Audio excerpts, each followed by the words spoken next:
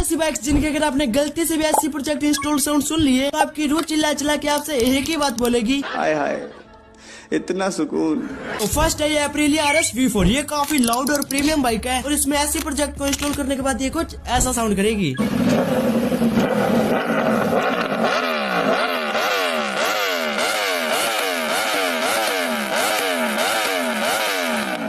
और सेकंड है ये MV Agusta F4 रेस। ये काफी लाउड और रेयर बाइक है और इसमें ऐसे प्रोजेक्ट को इंस्टॉल करने के बाद ये कुछ ऐसा साउंड करेगी।